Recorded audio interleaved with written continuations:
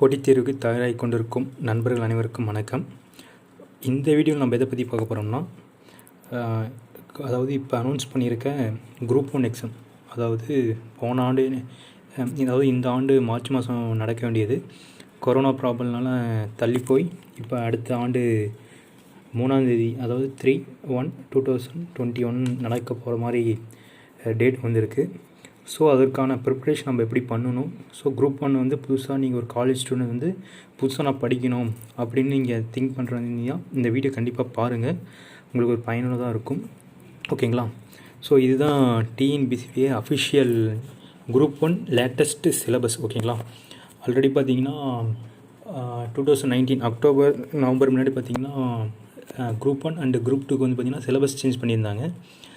So அந்த update ஆன பின்னாடி பார்த்திங்கன்னா இப்போ இருக்க சிலபஸ் இதுதான். ஓகேங்களா? ஆல்ரெடி படிச்சிருவங்களுக்கு தெரியும். இப்போ லேட்டஸ்ட்டாக சிலபஸ் சேஞ்ச் பண்ணது வந்து படிச்சிருவங்களுக்கு தெரியும். அப்கமிங் நியூ ஸ்டூடெண்ட்டாக இருந்தால் அவங்க வந்து இந்த சிலபஸ் தான் ஃபாலோ பண்ணணும். ஓகேங்களா? ஸோ இப்போ சிலபஸ் பற்றி பார்க்கலாம். ஃபஸ்ட்டு பார்த்திங்கன்னா இதிலே மென்ஷன் பண்ணியிருக்கான், அதாவது ஒருங்கிணைந்த குடிமைப்பணி குரூப் 1 இருக்குது, தொகுதி 1A. அதாவது குரூப் 1லேயே நிறைய கேட்டகரி இருக்குது. ஸோ இப்போ பார்த்தீங்கன்னா எல்லா கேட்டகரியுமே இதுதான் இந்த சிலபஸ். ஓகேங்களா? ஸோ இது குரூப் 1 டிகிரி ஸ்டாண்டர்ட் தான். ஸோ அதை நீங்கள் அதை பற்றி ஒரி பண்ண தேவையில்லை. ஸோ இது குரூப் 1 சிலபஸ் அப்படி மட்டும் நீங்கள் தெரிஞ்சுக்கோங்க. ஸோ இப்போ பார்த்தீங்கன்னா குரூப் 4 சிலபஸ் என்னென்னு இன்னும் அப்டேட் பண்ணாத இருக்காங்க. ஸோ அதுமாரிக்கு நம்மளுக்கு பிரச்சனை இல்லை. இப்போ டிகிரி முடிச்சுட்டு ஏதாவது குரூப் 1 அப்ளை பண்ணுற இருக்கீங்க அப்படின்னா கண்டிப்பாக இந்த சிலபஸ் வந்து பாருங்கள். ஸோ புதுசாக படிக்கிற மாணவர்களும் இதனுடைய எப்படி ப்ரிப்பேர் பண்ணணும்னு சொல்லி பார்த்துக்கோங்க. அதை பற்றி தான் நான் இந்த வீடியோ சொல்ல போகிறோம். ஸோ ஆல்ரெடி பார்த்திங்கன்னா இந்த குரூப் 1 சிலபஸ் பார்த்திங்கன்னா நம்மளுக்கு 10 யூனிட்டாக இருக்குது. ஓகேங்களா? அதாவது 10 யூனிட், அதாவது இது யூனிட் 1ன்னுவாங்க, அழகு 1ன்னுவாங்க. ஸோ இந்த அழகு 1 என்னென்னு பார்த்திங்கன்னா பொது அறிவியல். ஓகேங்களா? General science. இந்த ஜென்ரல் சயின்ஸில் என்னென்ன இருக்குது அப்படின்னு பார்த்தீங்கன்னா, பொதுவாக ஜென்ரல் சயின்ஸில் எடுத்துக்கிட்டிங்கன்னா ஃபிசிக்ஸ், கெமிஸ்ட்ரி, பாட்னி, ஜுவாலஜி. ஓகேங்களா? ஸோ அதுதான் இந்த பொது அறிவியலில் இருக்கும். ஓகேவா? ஸோ இந்த பொது அறிவியலில் பார்த்தீங்கன்னா ஆல்ரெடி பழைய சிலபஸ்லாம் பார்த்தீங்கன்னா தனியாக மென்ஷன் பண்ணியிருப்பாங்க. பொது அறிவில் நம்ம என்ன படிக்கணும்னு, physics, chemistry, botany, zoology.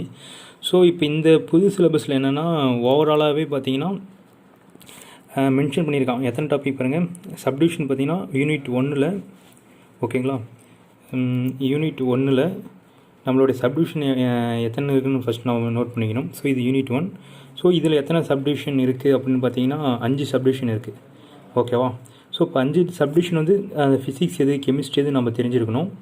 So அப்போ பார்த்தீங்கன்னா ஃபஸ்ட்டு சப்டிவிஷன் பாருங்கள், அறிவியல் அறிவு மற்றும் அறிவியல் உணர்வு, பகுத்தறிதல், பொருள் உணராமல் கற்றலும், கருத்துணர்ந்து கற்றலும், அதாவது கடந்த காலம், நிகழ்காலம், எதிர்காலம் பற்றி புரிந்து கொள்வதற்கான ஒரு கருவி அறிவியல்.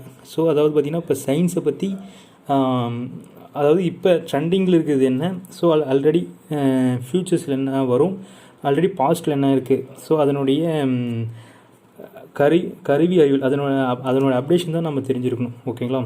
ஸோ இது பொதுவாக சயின்ஸ்னு எடுத்திங்கன்னா ஃபிசிக்ஸ், கெமிஸ்ட்ரி, பாட்னி, ஜுவாலஜி, அதனுடைய அப்டேஷன் தெரிஞ்சிருக்குன்னு சொல்ல வராங்க. ஸோ அடுத்து சப்டிவிஷன் என்னென்னு பார்த்தீங்கன்னா பேரினத்தின் இயல்பு, அதாவது பொது அறிவியல் விதிகள், அதாவது இயக்க விதிகள், பருப்பொருட்களின் பண்புகள், விசை, இயக்கம், ஆற்றல். ஸோ இது மாதிரி சப்டிவிஷன் கொடுத்துருக்காங்க. ஸோ இது என்னன்னு பார்த்தீங்கன்னா இது செகண்ட் சப்டிவிஷன் எல்லாமே பார்த்தீங்கன்னா ஃபிசிக்ஸ் ஓரியன்டட். ஓகேங்களா? ஸோ இப்போ ஃபஸ்ட்டு யூனிட்டில் பொது அறிவியலில் சப்டிவிஷன் 2 என்னென்னு பார்த்தீங்கன்னா ஃபிசிக்ஸ். ஓகேங்களா? அடுத்த தேர்ட் சப்டிவிஷன் என்னென்னு பார்த்தீங்கன்னா தனிமங்களும் சேர்மங்களும், அமிலங்கள், காரங்கள், உப்புக்கள், பெட்ரோல், உரங்கள், அது மாதிரி சொல்லி கொடுத்துருக்காங்க. ஸோ இப்போ இந்த செகண்ட் சப்டிவிஷன் என்னென்னு பார்த்தீங்கன்னா கெமிஸ்ட்ரி. ஓகேங்களா? செகண்ட் சப்டிவிஷன் வந்து கெமிஸ்ட்ரி. ஸோ அடுத்து ஃபோர்த் சப்டிவிஷன் என்னென்னு பார்த்தீங்கன்னா உயிரியலின் முக்கிய கோட்பாடுகள்னு சொல்லி கொடுத்துருக்காங்க. ஸோ இப்போ உயிரியல்னு சொல்லி பார்க்குறப்ப, ஸோ இங்கிலீஷில் பயாலஜின்னுவாங்க, தமிழில் உயிரியல்னுவாங்க.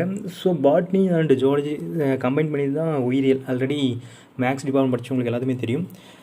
ஸோ அதேமாதிரி பயோமேக்ஸ் அது மாதிரி படித்தவங்களுக்கும் தெரியும், உயிரியல் என்பது பாட்னி, ஜுவாலஜியும் சேர்ந்து தான். ஓகேங்களா? ஸோ அப்போ பார்க்குறப்ப நம்ம சிலபஸ் ஓரியன்டாக நம்ம என்னென்ன தேவையோ ஸோ நம்ம அதை மட்டும் நம்ம பார்த்தா போதுமானது. ஸோ இப்போ சிலபஸ் உயிரியலின் முக்கிய கோட்பாடுகள்லாம் தாவரங்களுடைய உயிரியல் கோட்பாடுகளும், விலங்கியலுடைய முக்கிய கோட்பாடுகளும் நம்ம தெரிஞ்சிடணும். ஓகேங்களா? உயிர் உலகின் வகைப்பாடு. ஸோ உயிர் உலகின் வகைப்பாடுனா தாவரத்துக்கு என்ன இருக்குது, விலங்கத்திற்கு என்ன பார்த்துக்கணும். ஸோ பரிமாணம், மரபியல், உடல் இயக்கவியல், உணவியல், உடல்நலம் மற்றும் சுகாதாரம். ஸோ இது பார்த்திங்கன்னா ஃபோர்த் சப்டிவிஷன் என்னென்னு பார்த்தீங்கன்னா ஸோ இது biology. So botany and zoology சேர்ந்து தான் biology. So 4th subdivision okay. So 5th subdivision பாருங்கள், சுற்றுச்சூழல் மற்றும் சூழியல். ஓகேங்களா. ஸோ இது என்விரான்மெண்டல் ஸ்டடீஸ்ன்னு சொல்லி ஒரு சில இதில் படிச்சிருப்பீங்க, ஸ்கூல்ஸ் ஆர் காலேஜஸில் படிச்சிருப்பீங்க என்விரான்மெண்டல் ஸ்டடீஸு. ஸோ அது பேஸ் பண்ணி தான் சுற்றுச்சூழல் மற்றும் சூழியல்னு சொல்லியிருக்கோம்.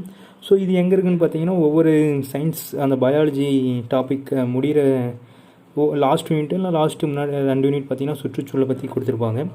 ஸோ இது பேசிக்காக 6th-லேருந்து 12th வரைக்கும் இருக்கிற சுற்றுச்சூழலை படித்தாவே போதுமானது. ஓகேங்களா. ஸோ இதுதான் இந்த 5th சப்டிவிஷன். ஸோ இப்போ ஃபஸ்ட்டு பார்த்துருக்கு பார்த்தீங்கன்னா அழகு 1 பொது அறிவியல். பொது அறிவியல்னால் அதில் இருக்கக்கூடிய என்னென்ன சப்டிவிஷன் என்னென்ன ரெஃபர் பண்ணணும்னு சொல்லியிருக்கேன். ஸோ இதோட ரெஃபரன்ஸ் புக்கில் பின்னாடி நாங்கள் அடுத்தடுத்த வீடியோவில் அப்லோட் பண்ணுவோம். ஸோ இப்போ பார்த்தீங்கன்னா யூனிட் 1 வந்து பார்த்துருக்கோம். ஸோ அடுத்து யூனிட் 2க்கு பார்ப்போம். ஸோ யூனிட் 2 பொறுத்த வரைக்கும் பார்த்தீங்கன்னா பெருசாக அந்தளவுக்கு ஒன்றும் இல்லை, கரண்ட் அஃபேர்ஸ் தான். ஸோ யூனிட் 2 பற்றி நம்ம சொல்லணும்னா கரண்ட் அஃபேர்ஸ். ஓகேங்களா. கரண்ட் அஃபேர்ஸ்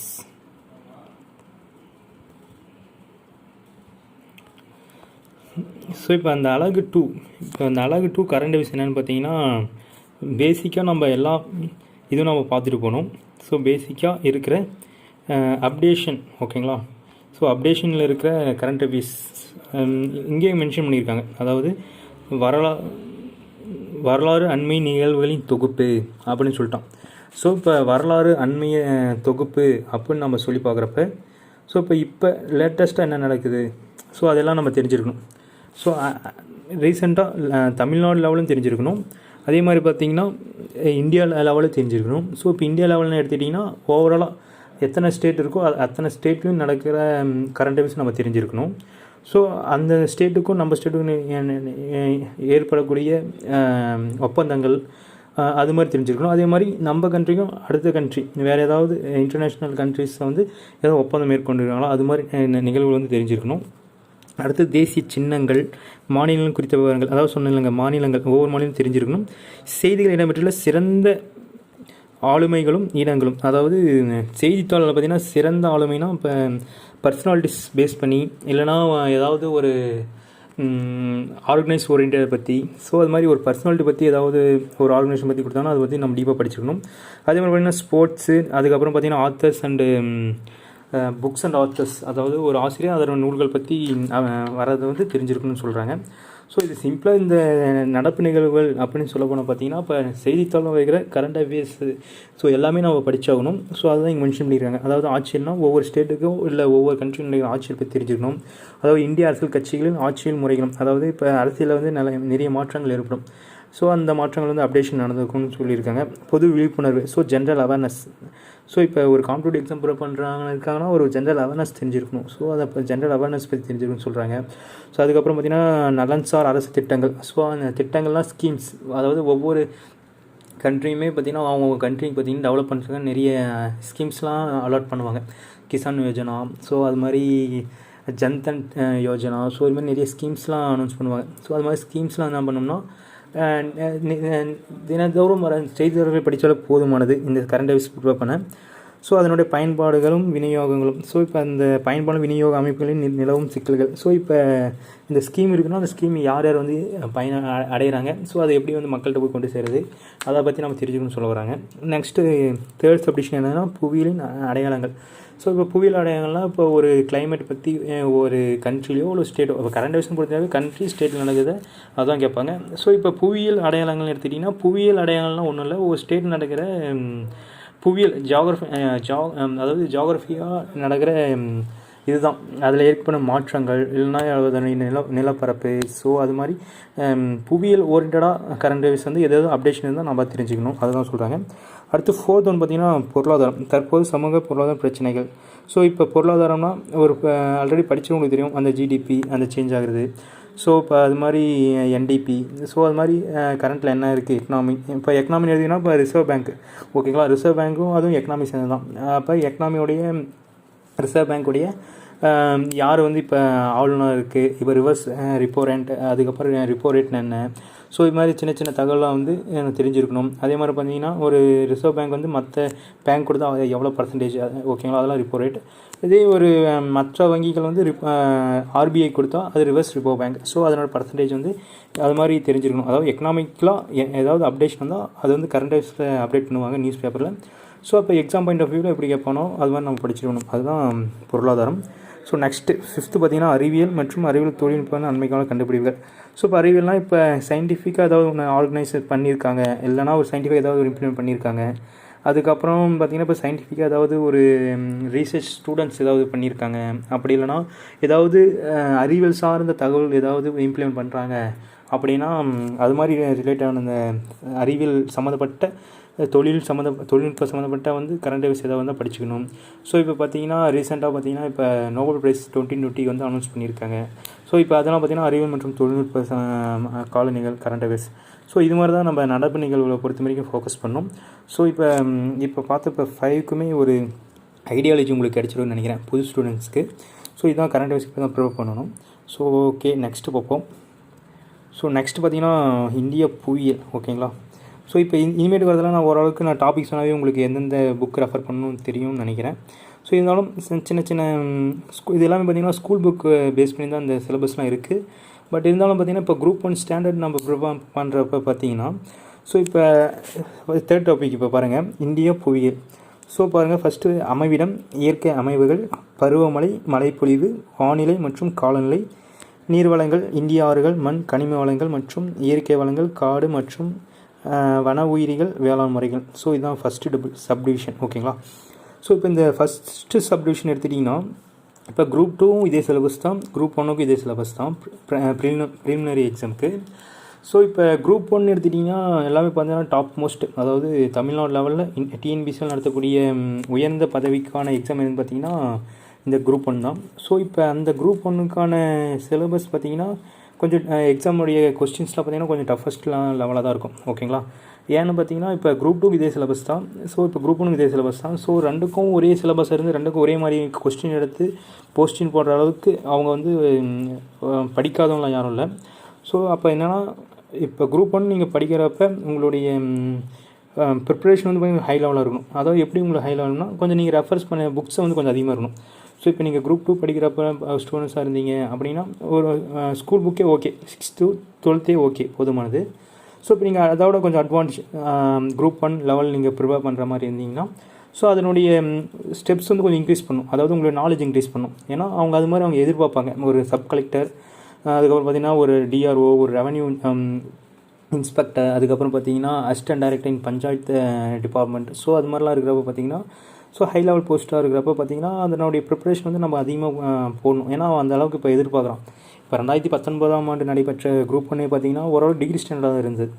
ஓகேங்களா. டிகிரி ஸ்டாண்டர்டாக இருக்க வச்சுன்னா ஓரளவுக்கு ஸ்கூல் புக்ஸை தாண்டி ஒரு சில கண்டென்ட்லாம் பார்த்திங்கன்னா காலேஜ் லெவலில் கேட்பாங்க. ஸோ அதுக்கு நம்ம வந்து காலேஜ் புக்ஸை வாங்கி ரெஃபர் பண்ணோமானா இல்லை, அதற்குரிய என்சிஆர்டி புக்ஸ் வந்து படித்தா போதுமானது. அதாவது நம்ம 6th to 12th புக்கை கம்பேர் பண்ணுறப்ப பார்த்திங்கன்னா ஓரளவு டேட்டா கிடைக்கும். ஸோ அதை தாண்டி என்சிஆர்டி நம்ம படிக்கிறப்ப பார்த்திங்கன்னா அதோட கொஞ்சம் நாலேஜ் இருக்கும். இதில் இல்லாத விஷயங்கள் அதில் இருக்கும். ஸோ இப்போ நம்ம ரெண்டும் படிக்கிறப்ப பார்த்திங்கன்னா ஓரளவு கொஞ்சம் ஐடியா கிடைக்கும். ஸோ இப்போ அந்த ஐடியாவே இந்த குரூப் 1 ப்ரிலிமினரி எக்ஸாமுக்கு போதுமானது. ஸோ ஓகேங்களா. இது பார்த்திங்கன்னா ஃபஸ்ட்டு 2 பார்த்திங்கன்னா ஓரளவுக்கு சிம்பிள். ஓகேங்களா. பட் இப்போ யூனிட் 3க்கு மேலே பார்க்க போகிறது எல்லாமே பார்த்திங்கன்னா ஒவ்வொன்றும் முக்கியம். ஓகேங்களா. ஸோ அதனால் இந்த விஷயம் சொன்னேன். ஸோ இப்போ பார்த்திங்கன்னா இந்த இந்தியாவோட அமைவிடம், இயற்கை அமைவுகள்னு சொல்லி கொடுத்துருக்காங்க. ஸோ இது ஃபுல்லாக பார்த்திங்கன்னா இந்தியா பேஸ் பண்ணி தான். ஓகேங்களா. இந்த சப்டிவிஷன் 1, 2, 3, 4 இந்த 4 சப்டிவிஷனை பார்த்திங்கன்னா இந்தியா பேஸ் பண்ணி, அதாவது இந்தியா பேஸ் பண்ணினா இந்தியாவோட அமைவிடம். ஓகேங்களா. இந்தியாவோட அமைவிடம்னா ஸோ இப்போ இந்தியா வந்து எந்த லொக்கேஷனில் இருக்குது, அதனுடைய கிலோமீட்டர் என்ன, இப்போ வடக்கு தெற்கு அதனுடைய டிஸ்டன்ஸ் என்ன, அதுக்கப்புறம் மேற்கு தெற்கு அதனோட டிஸ்டன்ஸ் என்ன, இப்போ இந்தியா வந்து எந்த லொக்கேஷனில் அமைந்திருக்கு, ஸோ அண்மை நாடுகள் எது, ஸோ இந்தியாவில் பாயும் ஆறுகள், அதுக்கப்புறம் இயற்கை அமைவுகள், அதுக்கப்புறம் பருவமழைனா இந்தியாவில் வந்து எந்த பருவமழையில் வந்து அதிகமாக மழை பொழியுது. ஸோ இது மாதிரி விஷயங்கள் எல்லாமே பார்த்திங்கன்னா இந்த புவியியல் கேட்பாங்க. ஓகேங்களா. ஸோ இதுக்கு ரெஃபரன்ஸ் புக் பார்த்திங்கன்னா 10th ஜாகிரஃபியில் பார்த்திங்கன்னா இந்தியன் ஜாகிரஃபியை பற்றி இருக்கும். ஸோ அதனால் நீங்கள் பெட்டர் நீங்கள் 10th 12th புக்கை நீங்கள் ரெஃபர் பண்ணுங்கள். ஸோ அடுத்து பார்த்தீங்கன்னா போக்குவரத்து, தகவல் தொடர்பு, சமூக புவியியல், மக்கள் அடர்த்தி மற்றும் பரவல், இனம், மொழி, குழுக்கள், அதுக்கப்புறம் இயற்கை பேரிடர் மேலாண்மை, சுற்றுச்சூழல் மாசுபடுதல். ஸோ இப்போ இந்த 4 சப்டிவிஷனுமே எதை பேஸ் பண்ணினா ஃபுல் பார்த்திங்கன்னா இந்தியன் ஜாகிரஃபி, அதாவது இந்திய புவியில் பேஸ் பண்ணி தான் நம்ம கேட்க போகிறாங்க. அதாவது ஏன் இந்த இந்தியன் ஜாகிரஃபி வந்து நான் ஒன்று ப்ரெஸ் பண்ணி சொல்கிறேன்னா, இப்போ தமிழ்நாடு ஜியோகிராஃபி வந்து வேறு, ஓகேங்களா. தமிழ்நாடு ஜியோகிராஃபி வந்து பார்த்திங்கன்னா யூனிட் 9 வரும், பின்னாடி பார்ப்போம். இப்போ பார்த்திங்கன்னா யூனிட் 3, ஓகேங்களா, Indian geography. So Indian geography பார்க்குறப்ப நம்ம இந்தியா லெவலில் பார்த்தா போதுமானது, ஓகேங்களா. ஸோ இதுதான் இந்த யூனிட் 3. ஸோ நெக்ஸ்ட்டு யூனிட் 4 பார்ப்போம். ஸோ யூனிட் 4 பார்த்தீங்கன்னா இந்தியாவின் வரலாறும் இந்தியா வரலாறும் பண்பாடும் சொல்லியிருக்காங்க. ஸோ இப்போ பார்த்தீங்கன்னா இதில் 4 சப்டிவிஷன் கொடுத்துருக்காங்க, ஓகேங்களா. இந்த 4 சப்டிவிஷன் பார்த்தீங்கன்னா சிந்து சமவெளி நாகரிகம், அதாவது சிந்துவெளி நாகரிகம்வாங்க. அதுக்கப்புறம் பார்த்தீங்கன்னா குப்தர்கள், டெல்லி சுல்தான்கள், முகலாயர்கள், மராத்தியர்கள், விஜயநகர அரசு, பாமினி அரசு, தென் இந்தியா வரலாறு, ஓகேங்களா. ஸோ இப்போ இது பார்த்தீங்கன்னா பேசிக்காக ஹிஸ்ட்ரி எங்கே ஸ்டார்ட் ஆகுதுன்னு பார்த்தீங்கன்னா சிந்து சமவெளி தான் நாகரிகம், அந்த சிந்து நாகரிகம் தான் ஸ்டார்ட் ஆகும். ஸோ இதுவுமே பார்த்தீங்கன்னா ஆல்ரெடி ஜியோகிராஃபி சொன்ன மாதிரி தான், ஸ்கூல் புக்ஸ் ரெஃபர் பண்ணால் இது போதுமானது. அடிஷ்னலாக வேணும்னா என்சிஆர்டி புக்ஸ் ரெஃபர் பண்ணுங்கள், ஏன்னா இது குரூப் 1 எக்ஸாம்னால. ஸோ இந்த சிந்து சமவெளி நாகரிகம், குப்தர்கள், டெல்லி சுல்தான்களாக பார்த்தீங்கன்னா ஸ்கூல் புக்ஸ்லேயே இருக்குது, ஓகேங்களா. நீங்கள் ஸ்கூல் புக்ஸை ரெஃபர் பண்ணவே போதுமானது. ஸோ உதாரணத்துக்கு நான் சொல்ல போனால் இப்போ சிந்து சமவெளி நாகரிகம் இருக்குன்னா 6th புக்கில் இருக்குது, அதுக்கப்புறம் 9th, ஓகேங்களா, 9th ஃபஸ்ட் டேர்மில் இருக்குது, அதுக்கப்புறம் 11th புக்கில் இருக்குது, அதுக்கப்புறம் பார்த்தீங்கன்னா 11th எத்திக்ஸில் 2nd யூனிட், ஓகேங்களா, எத்திக்ஸில் 2nd யூனிட். ஸோ இப்போ அந்த இப்போ சிந்து சமவெளி நாகரிகம்னா இந்த புக்கில் இருக்குது. ஸோ இப்போ நம்ம இந்த புக்கில் வந்து எந்தெந்த டாபிக் எங்கெங்கே இருக்குது நீங்கள் பார்த்து நீங்கள் ஓரளவுக்கு நீங்கள் ரெஃபர் பண்ணாவே போதுமானது. ஸோ அதே மாதிரி தான் அடுத்து குப்தர்கள். ஸோ நீங்கள் அடுத்து குப்தர்களும் அதே மாதிரி அடுத்து குப்தர்கள் எந்தெந்த புக்கில் இருக்குது, சோர்ஸ் இருக்கலாம், நீங்கள் ரெஃபர் பண்ணாவே ஸோ அந்த டாப்பிக்லாம் எங்கெங்கே இருக்குது அதை படித்தா போதுமானது. ஸோ அடிஷ்னலாக நம்ம எதுவும் படிக்க தேவையில்லை. ஸோ இந்த சிலபஸில் இருக்க ஹிஸ்ட்ரி அது மட்டும் படித்தா போதுமானது. ஸோ ஹிஸ்ட்ரியில் ஸ்கூல் புக்ஸ் ஹிஸ்ட்ரியில் ஒரு சில கண்டென்ட்டில் இருக்கும், அதெல்லாம் தேவையில்லை. ஸோ இதில் இருக்கிற கண்டென்ட் மட்டும் படித்தா போதுமானது. ஸோ செகண்ட் டிவிஷன் என்னென்னு பார்த்தீங்கன்னா இந்திய சமூக பண்பாடும் வரலாற்றில் மாற்றமும் தொடர்ச்சியும். அதாவது பார்த்திங்கன்னா தொடக்க காலத்தில் பார்த்திங்கன்னா இந்தியாவில் ஒரு சமூக வரலாறு இருக்கும், அதாவது அவங்க ஒரு பண்பாடு பின்பற்றியிருப்பாங்க. ஸோ இப்போ அந்த வரலாற்றிலிருந்து ஃபஸ்ட் ஸ்டார்டிங்லேருந்து இப்போ மாற்றங்கள், ஓகேவா, ஸ்டார்டிங்கில் எப்படி வந்து அவங்களுக்கு கல்ச்சர் இருந்துச்சு, இப்போ எப்படி கல்ச்சர் இருக்குது, ஸோ அதை பற்றி படிக்க போகிறீங்க. ஸோ 4th சப்டிவிஷன் என்னென்னா இந்திய பண்பாட்டின் இயல்புகள், வேற்றுமை, ஒற்றுமை, இன, மொழி, வழக்காறு. ஸோ இப்போ பார்த்திங்கன்னா இந்திய பண்பாட்டின் இயல்புகள். ஸோ இப்போ இந்தியா எப்படி இருக்குது, அதன் மாதிரி வேற்றுமையில் ஒற்றுமை, அதாவது வேற்றுமையில் ஒற்றுமை. ஸோ ஒவ்வொரு இனம், அதாவது இந்தியாவில் எப்படிப்பட்ட இனம் இருக்குது, ஒவ்வொரு பாகுபாடு எப்படி இருக்குது, ஒவ்வொரு மாநிலத்துக்கும் மொழிகள் எப்படி பின்பற்றுறாங்க, ஸோ அவங்களுடைய பழக்க வழக்கங்கள் அதை தான் வழக்காரும் கொடுத்துறாங்க. ஸோ இது மாதிரி கண்டென்ட்லாம் ஹிஸ்ட்ரியில் வந்து நம்ம படிப்போம். ஸோ இதெல்லாம் எல்லாமே பார்த்திங்கன்னா ஸ்கூல் புக்ஸில் இருக்குது. ஸோ இது மாதிரி வேற்றுமை ஒற்றுமை டாப்பிக்கில் பார்த்திங்கன்னா சில நியூ புக்கில் இருக்காது, அதெல்லாம் சில ஓல்டு புக்கில் இருக்கும். ஸோ அதை பற்றி தகவல் வந்து நான் பின்னாடி சொல்கிறேன். ஸோ அடுத்து பார்த்திங்கன்னா இந்தியா ஒரு மத சார்பற்ற நாடு, சமூக நல்லிலக்கணம் சொல்லி கொடுத்துருக்காங்க. ஸோ இதுவுமே பார்த்திங்கன்னா குடிமையில் இருக்கும், ஓகேங்களா. குடிமையில் சிவிக்ஸில் வந்து ஸ்கூல் புக்ஸில் ரெஃபர் பண்ணியிருப்பாங்க. ஸோ இது வந்து ஹிஸ்ட்ரியில் வந்து இப்போ ஆட் பண்ணியிருக்காங்க. ஸோ இதுதான் நீங்கள் குரூப் 4 படிக்க வேண்டிய பாடங்கள். ஸோ அடுத்து பாருங்கள் இந்தியா ஆட்சியல், ஓகேங்களா. ஸோ அடுத்தது இந்தியா ஆட்சியல்னு சொல்லி பார்த்தீங்கன்னா பாலிட்டி, அதாவது இந்தியன் பாலிட்டின்னுவாங்க. ஸோ இப்போ இந்தியன் பாலிட்டின்னு பொறுத்த வரைக்கும் பார்த்தீங்கன்னா ரொம்ப இம்பார்ட்டண்டான சப்ஜெக்ட், ஓகேங்களா. ஏன் இது இம்பார்ட்டன்ட் சப்ஜெக்ட்னா, ஸோ இப்போ ஒரு அட்மினிஸ்ட்ரேட்டிவ் லெவலில் போய் ஒரு போஸ்டிங் உட்காராங்கன்னா கண்டிப்பாக அவங்க பார்த்திங்கன்னா அரசியல் ரீதியாகவும் பழக்கங்கள் நிறைய இருக்கும். ஸோ அதனால் பார்த்திங்கன்னா இந்தியன் பாலிட்டி பார்த்திங்கன்னா யூபிஎஸ்சி ஆஸ்பிரண்ட்டோ இல்லை டிஎன்பிஎஸ்சி ஆஸ்பிரண்ட்டோ இது கட்டாயம் நாலேஜ் பர்சனாக தான் இருப்பாங்க இந்த பாலிட்டியில். ஸோ அதனால் புதுசாக பிகினஸாக இருந்தால் இந்த சப்ஜெக்ட்டுக்கு வந்து அதிகமாக முக்கியத்துவம் கொடுத்து படிங்க. ஸோ இதுக்கு பார்த்திங்கன்னா ஸ்கூல் புக்கு அந்தளவுக்கு ரெஃபரன்ஸ் ஹையர் செகண்டரிஸ் தான் கிடைக்கும், ஓகேங்களா. இப்போ இருக்கிற இந்த இப்போ பார்க்குற நீங்கள் இந்த குரூப் அதாவது யூனிட் 5 பார்த்திங்கன்னா இந்திய ஆட்சியில், அதாவது இந்தியன் பாலிட்டி பார்த்திங்கன்னா மேஜராக பார்த்திங்கன்னா +1 +2 புக் தான் ரெஃபர் பண்ணுற மாதிரி வரும். புதிய +1 +2 பாலிட்டி, அதாவது இந்தியன் அரசியல் அறிவியல்னு சொல்லுவாங்க, அந்த புக் ரெஃபர் பண்ணால் போதுமானது. ஸோ அடிஷ்னலாக இது மட்டும் பத்தாது, இந்தியன் பாலிட்டி லக்ஷ்மிகாந்த்னு ஒரு புக் இருக்குது. ஸோ அந்த புக்கை வந்து நீங்கள் ஃபாலோ பண்ணுங்கள் இங்கிலீஷ் மீடியம் ஸ்டூடெண்டாக இருந்தால். ஸோ தமிழ் மீடியம் ஸ்டூடெண்டாக இருந்தால் கா வெங்கடேசன், ஓகேங்களா. கா வெங்கடேசன் சொல்லி ஒன்று ஆத்தர் இருக்கார். ஸோ அந்த புக்கை ஃபாலோ பண்ணுங்கள். இந்த புக்கை நீங்கள் ஃபாலோ பண்ணி போதுமானது. நோட் பண்ணிக்கோங்க, கா வெங்கடேசன், லட்சுமிகாந்த், ஓகேங்களா. ஸோ இது பார்த்திங்கன்னா ஸோ இப்போ நம்ம நாடு பார்த்திங்கன்னா இப்போ நிறையத்துக்கு இப்போ பார்த்திங்கன்னா ஒரு உதாரணத்துக்கு இப்போ தப்பு பண்ணால் அரெஸ்ட் பண்ணுறாங்க. ஏன் இதை அரெஸ்ட் பண்ணுறாங்கன்னா அதனோட ஆக்ட் இந்திய ஆட்சியல், அதாவது இந்தியன் பாலிட்டி பார்த்திங்கன்னா ஒரு ரூல் இருக்குது, இவங்க தப்பு பண்ணால் அரெஸ்ட் பண்ணணும்னு. அதே தப்பு பண்ணால் அவங்கள வந்து பாதுகாக்கிறாங்க. ஸோ அதுவுமே பாலிட்டியில் வந்து இருக்குது. ஸோ இப்போ பார்த்திங்கன்னா பேச்சுரிமை இருக்குது. இப்போ பார்த்திங்கன்னா 144 போட்டுருந்தாங்க. ஸோ இப்போ 144 போட்டதுனால பார்த்திங்கன்னா எல்லாருமே பார்த்திங்கன்னா ஓரளவுக்கு பார்த்திங்கன்னா கண்ட்ரோலாக இருந்தாங்க. ஏன்னா இது சட்டம் இப்படி தான் இருக்குது, இப்படி தான் நம்ம ஃபாலோ பண்ணணும் இருக்குது. ஸோ நம்ம அதை பற்றி படிக்க போகிறது தான் இந்தியா ஆட்சியல். ஓகேங்களா? ஸோ இந்த இந்தியா ஆட்சியில் பொறுத்த வரைக்கும் பார்த்திங்கன்னா மேஜராக கொஸ்டின்ஸ்லாம் கேட்பாங்க. ஓகேங்களா? ஸோ உதாரணத்துக்கு அரசியலமைப்பின் முகவரி, அரசியலமைப்பு முக்கிய கூறுகள், ஒன்றியம், மாநிலம், யூனியன் பிரதேசம். ஸோ இப்போ நான் சொன்ன டாபிக் எல்லாமே பார்த்திங்கன்னா ஒவ்வொரு ஆர்டிக்கலாக படிப்பீங்க. ஏன் வந்துச்சு, எதுக்கு வந்துச்சு, அது ஏன் மக்கள் எப்படி இம்ப்ளிமெண்ட் பண்ணுறாங்க, ஸோ அதை பற்றி பார்ப்பீங்க. அடுத்து குடியுரிமை. ஸோ நம்ம பார்த்திங்கன்னா 18 வயசு பூர்த்தி செஞ்சவங்க எல்லாமே பார்த்திங்கன்னா வாக்களிக்கிறோம். ஸோ இப்போ 18 இதுக்கு முன்னாடி பார்த்திங்கன்னா 21 இருந்தது. ஸோ அதை வந்து ரெடியூஸ் பண்ணி 18 வந்துச்சு. ஸோ இந்த இப்போ 21 18 டிக்ரீஸ் பண்ணால் அது வந்து ஒரு பிரதமரோ சிஎம்ஓ வந்து இது பண்ண முடியாது. ஸோ இதுக்குன்னு ஒரு சட்ட நடைமுறைலாம் இருக்குது.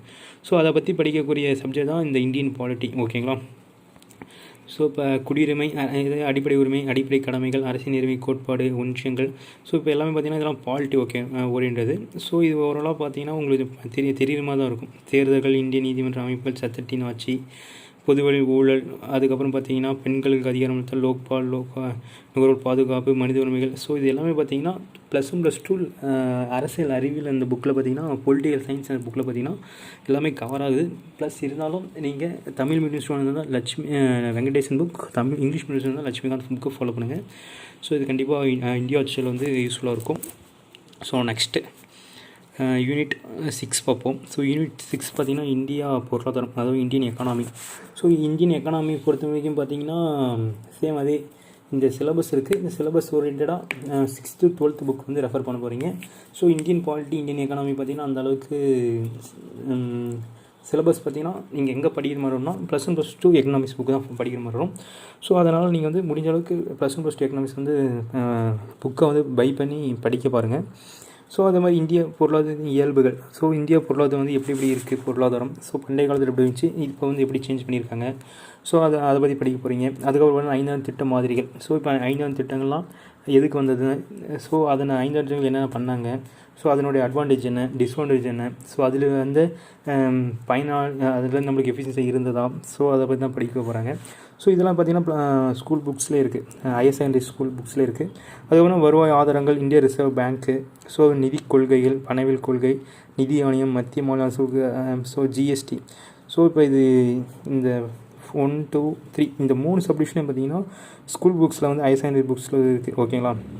அடுத்து பார்த்திங்கன்னா இந்தியா பொருளாதார அமைப்பு. ஸோ இந்தியா பொருளாதாரம் எப்படி இருக்குது, அதாவது மைக்ரோ எக்கனாமிக்ஸ், மேக்ரோ 2 டைப்பாக இருக்குது.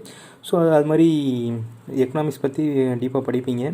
ஸோ நெக்ஸ்ட் பார்த்திங்கன்னா வேலைவாய்ப்பு உருவாக்கம், அதுக்கப்புறம் நில சீர்திருத்தங்கள், தொழில் வளர்ச்சி.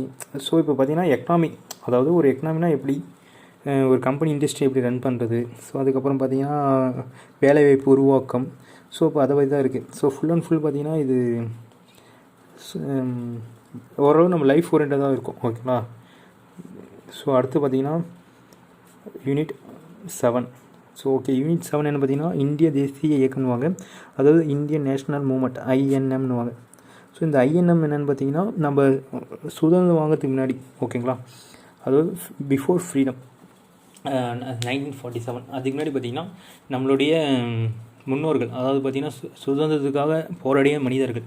ஸோ உதாரணத்துக்கு பார்த்திங்கன்னா இப்போ காந்தி இருக்கார், அதுக்கப்புறம் சுபாஷ் சந்திர போஸ் இருக்கார், ஸோ அதுக்கப்புறம் பார்த்திங்கன்னா பிரதமர் ஜவஹர்லால் நேரு இருக்கார். ஸோ அது மாதிரி நம்ம நாட்டுக்காக உழைத்தார்கள். அதாவது இந்தியா வந்து பார்த்திங்கன்னா பிரிட்டிஷ்கிட்ட வந்து ஒரு அடிமையாக வாழ்ந்துருந்தாங்க. ஸோ அப்போ அவங்ககிட்ட நம்மளுக்கு இது மாதிரி அடிமையெலாம் வேணாம், ஸோ நம்மளுக்குன்னு ஒரு தனி சுதந்திரம் வேணும். ஸோ அதுக்காக அவங்களுடைய வரலாறு, அவங்க எப்படி வந்து வாழ்ந்தாங்க பிரிட்டிஷ் மக்கள்கிட்ட, ஸோ அவங்களுக்கு நம்ம எப்படி ஃப்ரீடம் ஆகணும், ஸோ அதை பற்றி படிக்க தான் இந்த இந்திய தேசிய இயக்கம்.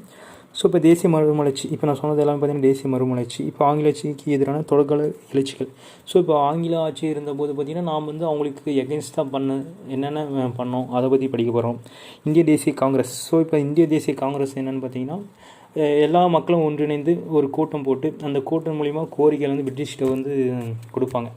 ஸோ அது மாதிரி ஒரு தீர்மானம் நிறைவேறதுக்காக ஒரு மாநாடுலாம் நடக்கும். ஸோ அந்த மாநாடுலாம் பார்த்திங்கன்னா என்னென்னா இப்போ ஹை லெவலில் இந்தியா தேசிய காங்கிரஸ் சொல்லி ஒரு பெரிய ஒரு கட்சி ஃபார்ம் பண்ணி அதை வந்து பிரிட்டிஷ் அவங்கக்கிட்ட போய் அவங்களுடைய கோரிக்கைகள் கொடுப்பாங்க. ஸோ அந்த கோரிக்கை அவங்களுக்கு பிடிச்சிருந்தால் செய்வாங்க, அப்படின்லாம் நிராகரிப்பாங்க. ஸோ அதுக்காக போட்டப்போ தான் இந்திய தேசிய இயக்கம்வாங்க. ஸோ அவங்களுடைய தலைவர்கள் அதுக்கப்புறம் பிஆர் அம்பேத்கர், பகத்சிங், பாரதியார், வஉசி, ஜவஹர்லால் நேரு, காமராஜர், மகாத்மா காந்தி, மௌலானா அபுல் கலாம், ஆசாத், தந்தை பெரியார், ராஜாஜி, சுபாஷ் சந்திர போஸ், பலர். அதாவது இந்திய தேசிய காங்கிரஸ் தலைவர்கள் ஓகேங்களா, அவர்களாக பாடுபட்ட தலைவர்களை பற்றிய அந்த குறிப்புகள். இப்போ நான் பேர் சொன்னது எல்லாமே பார்த்திங்கன்னா அவங்க அவங்களுடைய பர்சனாலிட்டிஸ். ஸோ அவங்க வந்து எங்கே பிறந்தாங்க, அதுக்கப்புறம் பார்த்திங்கன்னா அவங்க வந்து எந்த மாநாட்டுக்கு வந்து தலைமை தாங்கினாங்க, ஸோ அதுக்கப்புறம் அவங்க என்ன புக்ஸ் ஏதாவது எழுதியிருக்காங்களா, அதுக்கப்புறம் அவங்க இயக்கம் ஏதாவது ஸ்டார்ட் பண்ணியிருக்காங்களா, இல்லை அவங்க ஏதாவது கட்சி ஸ்டார்ட் பண்ணியிருக்காங்களா, இல்லை அவங்க பெருசாக ஏதாவது அவங்கள பேசக்கூடிய அதாவது ஹைலைட்ஸ், அதாவது ஒவ்வொருத்தரும் ஒரு முழக்கம் வச்சுருப்பாங்க, செய் அல்லது செத்தி அப்படின்னு சொல்லி எல்லாத்துமே தெரியும் காந்தி சொன்னார் ஓகேங்களா. ஸோ அது மாதிரி ஒவ்வொரு பர்சனாலிட்டியும் ஒவ்வொரு இது ஸ்லோகன் வச்சுருப்பாங்க. ஸோ டெல்லியை நோக்கி செல், ஸோ இப்போ அது மாதிரி ஒவ்வொருத்தர் ஒரு ஸ்லோகன் வச்சுருப்பார். இப்போ டெல்லியை நோக்கி செல்னு சொல்லி ஒருத்தர் சொல்லியிருப்பார். ஸோ அது யார் சொன்னாலும் உங்களுக்கு தெரிஞ்ச மாதிரி தான் கீழே கமெண்ட் பண்ணுங்கள். ஸோ இப்போ அது மாதிரி இருக்கிற டேட்டாஸ்லாம் நம்ம வந்து கலெக்ட் பண்ணி படிக்கணும். ஸோ இதுக்குமே பார்த்திங்கன்னா ஹையர் செகண்டரி புக்ஸ் தான் யூஸ்ஃபுல்லாக இருக்கும், அதனால் அதை ரெஃபர் பண்ணிக்கோங்க. அதுக்கப்புறம் செகண்ட் சப்டிஷன் என்னென்னா விடுதலை போராட்டத்தின் பல்வேறு நிலைகள், அகிம்சை முறை வளர்ச்சி, புரட்சிகார இயக்கங்கள். ஸோ இப்போ புரட்சிகார இயக்கம்லாம் அப்போ தான் நம்ம நல்ல ஒரு தீவிரமாக இருக்கும் ஓகேங்களா, அதுதான் புரட்சிகார இயக்கன்றாங்க. ஸோ தேர்ட் பண்ண வகுப்பது மற்றும் தேச பிரிவினை, அதாவது அப் டு 1947 வரைக்கும் நம்ம எந்த அளவுக்கு நம்ம ஃப்ரீடம் வாங்கிறதுக்கு பாடுபடுமோ அது எல்லாமே பார்த்திங்கன்னா ஐஎன்எம்னு சொல்கிற இந்த சப்ஜெக்ட் வந்துடும். ஸோ இதனால் இது நல்லா நோட் பண்ணிக்கோங்க. ஸோ இதுக்கு எங்கே ரெஃபர் பண்ண புக்கு என்னென்னு பார்த்தீங்கன்னா 10th 11th 12th புக்கு. அதில் 11th வராது, 10th 12th இது ரெண்டுமே பார்த்திங்கன்னா இந்திய தேசிய இயக்கம் புக்கு அந்த சிலபஸ் கவர் ஆகும். ஸோ அடுத்து பார்க்க போகிறது என்னென்னா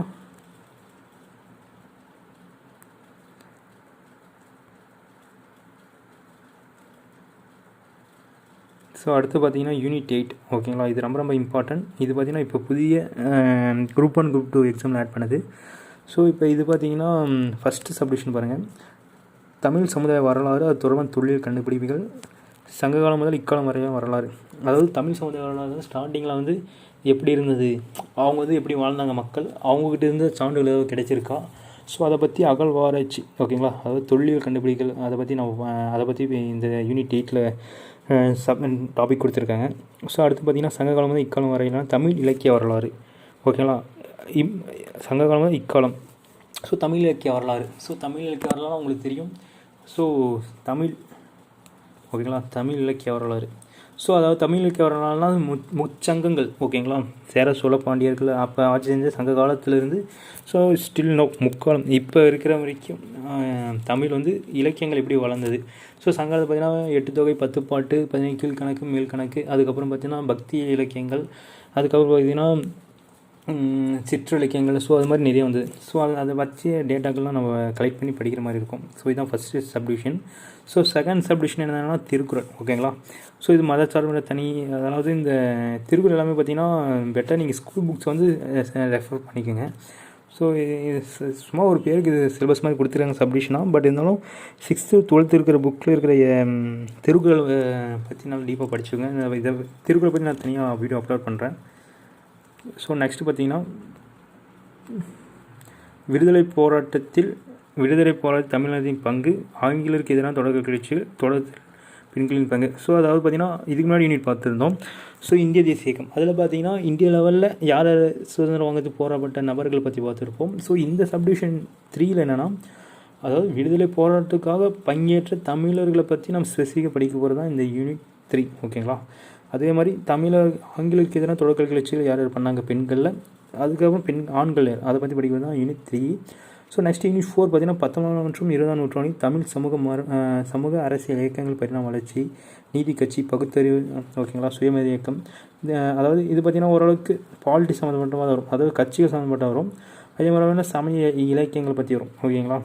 ஸோ இது எல்லாமே பார்த்திங்கன்னா 10th புக்கில் இருக்குது ஓகேங்களா, 10th புக்கில் இருக்குது, 12th புக்லேயும் கொஞ்சம் இருக்குது.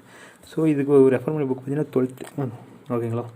ஸோ இதுதான் இந்த யூனிட் 8ல் 4 சப்டிவிஷன். ஸோ நெக்ஸ்ட்டு நம்ம யூனிட் 5 பார்ப்போம். ஸோ யூனிட் 5ன்னு எடுத்து பார்த்திங்கன்னா எல்லாமே மிங்கிள் பண்ணி தான் இருக்கும் ஓகேங்களா. ஸோ இப்போ யூனிட் 5 எடுத்துட்டிங்கன்னா யூனிட் 9 எடுத்துட்டிங்கன்னா தமிழ்நாட்டின் மனிதவள மேம்பாட்டு குறியீடுகள், அதாவது பார்த்திங்கன்னா ஹியூமன் டெவலப்மெண்ட் இண்டெக்ஸ்னுவாங்க. ஸோ இப்போ ஒரு இந்தியா இருக்குன்னா, இப்போ இந்தியா வந்து ஒரு புவியியல் குறியீடு, அதுக்கப்புறம் பார்த்தீங்கன்னா நிறைய இது இருக்கும், நிறைய இன்டெக்ஸ்ன்னு சொல்லுவாங்க, அதாவது ஹியூமன் இன்டெக்ஸ். ஸோ இப்போ நிறைய தரவை சொல்லிடுவாங்க. ஸோ இது மாதிரி டேட்டாஸ்லாம் வந்து தமிழ்நாட்டின் மனித வள மேம்பாடு பற்றி தெரிஞ்சிருக்கணும். ஸோ அடுத்து பார்த்தீங்கன்னா பிற மாநிலங்களுக்கான குறியீடுகள் ஒப்பைவு. ஸோ 2 ஸ்டேட்டுக்குன்னா 2 ஸ்டேட் கம்பேரிஷன், தமிழகத்தில் பொருளாதார வளர்ச்சி எப்படி இருக்கும் அதை பற்றி தெரிஞ்சிருக்கணும். ஸோ இதுதான் first division. So second subdivision எடுத்துக்கிட்டிங்கன்னா அரசியல் கட்சிகள் பலதரப்பு மக்களுக்கான நலத்திட்டங்கள், இட ஒதுக்கீடு கொள்கை, நியங்கள்.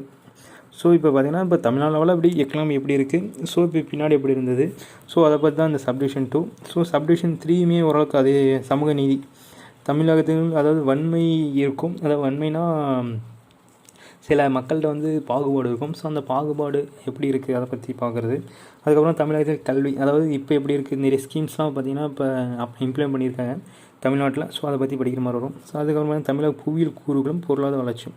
ஸோ புவியியல் கூறுனா ஜாகிரஃபி, ஓகேங்களா. பொருளாதாரம், அதாவது தமிழ்நாடு ஜாகிரஃபி ஓரியன்டாக எக்கனாமி அது படிக்கிற மாதிரி வரும். அதுக்கப்புறம் பல்வேறு துறைகளில் தமிழகம் நிகழ்ச்சிய சாதனைகள். ஸோ அதாவது பார்த்திங்கன்னா இப்போ அப்டேஷனில் இருக்க தமிழ்நாடு ஸ்பெசிஃபிக்காக ஏதாவது இம்ப்ளிமெண்ட் பண்ணியிருக்கா, இல்லை ஏதாவது சக்ஸஸ் ஆகியிருக்கா, ஸோ அதனுடைய டேட்டாஸ் கரண்ட் அஃபேர்ஸ் ஓரியன்டது. பட் இருந்தாலும் இதில் கொடுத்துருக்காங்க, தெரிஞ்சுக்கோங்க. ஸோ நெக்ஸ்ட்டு பார்த்திங்கன்னா தமிழ் மின் ஆளுமை, கவர்னன்ஸ். ஸோ கவர்னன்ஸ் என்னென்னு பார்த்திங்கன்னா தமிழ்நாடு பார்த்திங்கன்னா புதுசாக இம்ப்ளிமெண்ட் பண்ணிக்கிற ஒரு ஸ்கீம் தான் கவர்மெண்ட். ஸோ இப்போ பார்த்திங்கன்னா உள்ளங்கையில் கணினின்னு சொல்லுவாங்க. ஸோ உள்ளங்கையில் கைபேசி, அதாவது நம்ம ஃபஸ்ட் அலுவலர், அதாவது ஒரு சர்டிஃபிகேட் வாங்குற மாதிரி இருந்தால் ஒரு விஓ ஆஃபீஸ் போவோம், ஆர்ஐ ஆஃபீஸ் போவோம், அதுக்கப்புறம் தாசில்தார் போவோம். ஸோ இப்போலாம் ஏதாவது ஒரு ப்ரௌசிங் சென்டரில் போயிட்டு, இல்லை நாமளே ஒரு செல்ஃபாக கூட நம்ம வந்து இது பண்ணலாம், சர்டிஃபிகேட் வந்து அப்ளை பண்ணலாம். ஸோ அதை பற்றி மின் ஆளுமைகள் அதை பற்றி படிக்கிறது தான் இந்த யூனிட் 9. ஸோ யூனிட் 9 பொறுத்தவரைக்கும் பார்த்திங்கன்னா 7 சப்டிவிஷன் இருக்குது. ஸோ 7 சப்டிவிஷன் இதை படித்தா போதுமானது. ஸோ அடுத்து யூனிட் 8ன்னு எடுத்திங்கன்னா மேக்ஸ் ஆப்டிடியூட், ஓகேங்களா. ஸோ ஆப்டிடியூட் பொறுத்தவரைக்கும் பார்த்திங்கன்னா 6th to 10th ரேஞ்சு தான் மேக்ஸ் கேட்பாங்க. ஸோ அது பார்த்திங்கன்னா ஸ்கூல் சமைச்ச புக்கே போதுமானது. பட் இருந்தாலும் குரூப் 1 லெவலில் இருக்கிறதுனால RS அகர்வால் புக் வந்து நீங்கள் கட்டாயம் நீங்கள் வாங்கிக்கோங்க. ஸோ இதில் இருக்கிற சம்ஸ் நீங்கள் ஒர்க் அவுட் பண்ணாவே இது போதுமானது, ஓகேங்களா. இதை ஃபாலோ பண்ணாதீங்க, ஓகேங்களா. மேஜராக இந்த RS அகர்வாலில் ப்ரீவியஸ் இயர் கொஸ்டின்ஸ் என்னென்ன கேட்டிருக்காங்க, ஸோ அதனோட டாபிக் மட்டும் நீங்கள் ஃபாலோ பண்ணிக்கோங்க. ஸோ இதுதான் யூனிட் 1 சிலபஸோடைய சும்மா ஜஸ்ட் ஒரு அனலைசிஸ். ஸோ இப்படிலாம் இருக்குது அப்படின்னு சொல்கிறேன்.